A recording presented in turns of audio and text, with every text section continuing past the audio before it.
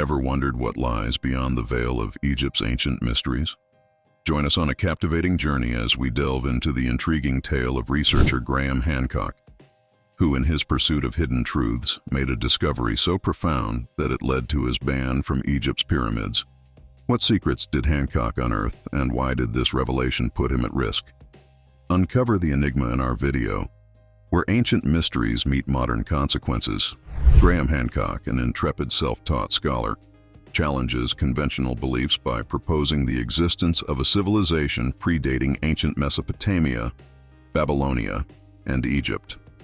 According to Hancock, this once magnificent society met its demise approximately 12,000 years ago due to a devastating comet strike. The impact erased almost all traces of its existence, leaving behind only subtle remnants. Among these remnants, Hancock discerns a cryptic warning, suggesting that a similar celestial catastrophe could befall our own civilization. Where did Hancock get this idea?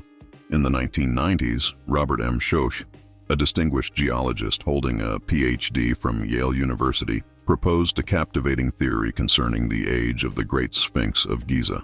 Schoch's observation of erosion patterns around the Sphinx and its vicinity intrigued him, as they deviated from the anticipated wind and sand erosion found in Egypt's deserts. Rather, these patterns suggested the influence of water erosion, a revelation with significant implications. It hinted at the possibility that the Sphinx might be considerably older than previously believed. Graham Hancock found Schoch's theory compelling and has been a vocal supporter since the early 1990s. The question surrounding the Great Sphinx age, traditionally estimated at around 4,500 years by Egyptologists, lacks inscription evidence to substantiate this dating.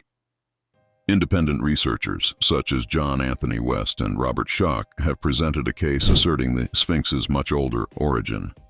Hancock, known for his propensity to challenge conventional historical narratives, was drawn to Schoch's theory because it proposed the Sphinx's existence during a period of abundant rainfall in Egypt, approximately 8,000 to 10,000 BCE. This notion, linking heavy rainfall to the erosion visible on the Sphinx today, is both fascinating and contentious. Traditional dating methods place the Sphinx in the 2500 BCE era, aligning it with Pharaoh Khufra's reign, but Schoch's theory challenges this timeline. If Schoch's hypothesis holds true, suggesting the Sphinx was built during a wetter era in Egypt, its age could be several thousand years older, possibly dating back to the Neolithic era. This proposition represents a substantial paradigm shift in our understanding of ancient Egyptian history, contrary to the conventional narrative that ties the Sphinx's origin to Pharaoh Khufra in the 4th dynasty. Schoch's work reveals distinctive features such as deep cracks, wavy lines on limestone walls, and smooth, rounded edges, characteristics more aligned with water erosion than the typical effects of wind and sand. Notably, the Sphinx's limestone composition, composed of layers with varying hardness, exhibits erosion patterns that align with water erosion, further supporting Schoch's theory. Robert Schoch delved into the climate history of the Sahara Desert and the Giza area, unearthing compelling insights.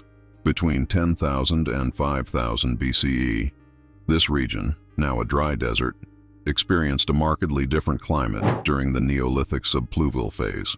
This era witnessed wetter conditions, challenging the prevalent notion of a persistently arid environment. Schoch identified a period of ultra-hyper-arid Sahara conditions on the Giza Plateau for the last 5,000 years, aligning with the traditional narrative of civilization's origins around 4,000. 3,000 BCE. Schoch's theory hinges on the connection between this wetter period and the water erosion observed on the Sphinx. He posits that the increased rainfall during these ancient times may have contributed to the erosion patterns, suggesting an age for the Sphinx much older than conventionally believed.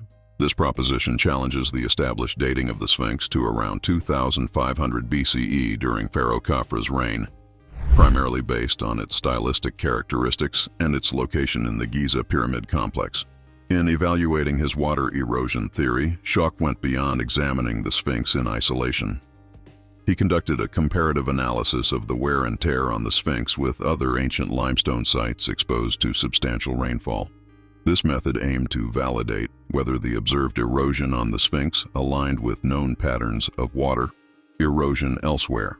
Schock's meticulous approach involved scrutinizing historical contexts, examining evidence from different fields, and piecing together a comprehensive understanding. However, as with any scientific inquiry, diverse perspectives emerge. Critics contended that alternative natural processes, specific to the Giza area, might be responsible for the erosion, such as fluctuations in groundwater or chemical interactions in the air. Additionally, archaeological findings, including artifacts and inscriptions, seemingly place the Sphinx's construction around 2500 BCE during Pharaoh Khafre's era, challenging Schock's hypothesis. Contrary to Schock's theory of an ancient Sphinx shaped by water erosion, there's a complex puzzle emerging with some pieces still missing. Graham Hancock presents a fascinating perspective on an advanced ancient civilization predating conventional historical narratives. Hancock envisions a society flourishing millennia before familiar civilizations like the Egyptians, Sumerians, and the Indus Valley dwellers. He speculates that this advanced civilization faced a catastrophic demise around 10,000 BCE, potentially due to a colossal comet impact, leaving remnants behind. What sets Hancock's theory apart is the belief that this civilization wasn't confined to a single location, but wielded a global influence.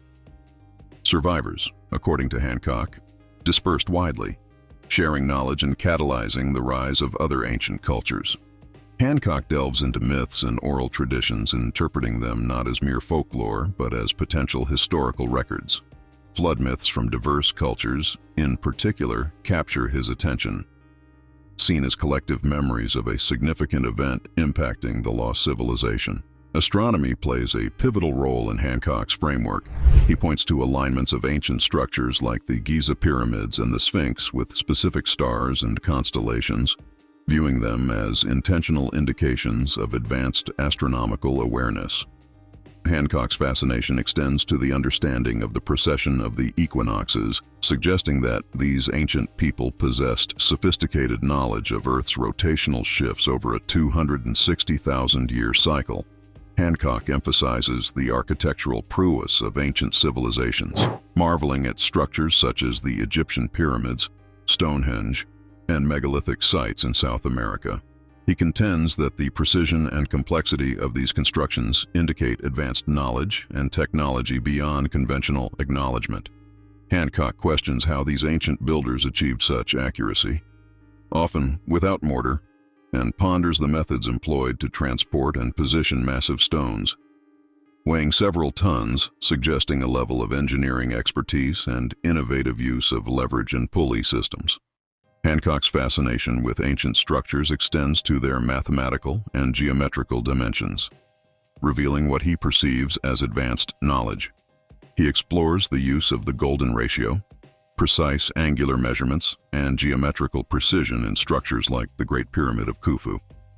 Hancock interprets these elements as evidence of a sophisticated understanding of math and engineering, challenging conventional views. Moving to Mesoamerican monuments like the Pyramid of the Sun at Teotihuacan and Mayan pyramids, Hancock emphasizes their architectural sophistication and urban planning. He contends that the use of large stone blocks in these structures indicates a level of technological proficiency beyond traditional assumptions. Hancock examines the symbolic significance in various cultures, such as the Mayan calendar, which he sees as an alchemical calendar. He suggests that the alchemical symbolism may be the earliest manifestation of that calendar, challenging existing interpretations. In Mexico's Teotihuacan, Hancock finds a mirror image of our solar system's planetary orbits in the city layout, implying a detailed knowledge of astronomy and space. Stonehenge in England, according to Hancock, served as an astronomical observatory aligned with solstices, reinforcing the idea of advanced celestial knowledge. He also explores the Pyramid of Kukulcan at Chichen Itza, where during the equinoxes, a serpent-shaped shadow is cast. Hancock sees this as a sophisticated way of tracking the sun's path, indicating an advanced understanding of astronomy. Delving into the concept of precession, Hancock discusses how the Giza pyramids align with Orion's belt and the Sphinx, with the Leo constellation during the age of Leo around 10,500 BCE. He contends that these alignments were deliberate, showcasing the ancient people's intricate understanding of this complex astronomical phenomenon. Fun fact, Hancock and Bovall's Orion correlation theory took the spotlight in Atlantis Reborn, an episode featured in the 1999 broadcast of the BBC documentary series Horizon. The Orion correlation theory, a controversial concept in Egyptology, seeks to elucidate the arrangement of the Giza pyramid complex. It suggests a deliberate correlation between the positions of the three prominent pyramids in the Giza complex and Orion's belt within the constellation Orion. According to this theory, the ancient builders intended this alignment, associating the stars of Orion with Osiris, the Egyptian god of rebirth and the afterlife. Robert Bovall proposed this theory, noting the slight offset of Mintaka, the dimmest star in Orion's belt, and drawing parallels between the layout of Orion's belt stars and the main pyramids in the Giza complex. Depending on the interpretation, additional pyramids and even the Nile River can be incorporated to form connections with the Milky Way. Hancock is one of the people who believe that all this was not a coincidence but had a purpose. What purpose? We are still to find. Like this video if we managed to pique your curiosity and subscribe to our channel. Also, let us know in the comments if you favor Graham Hancock's ideas.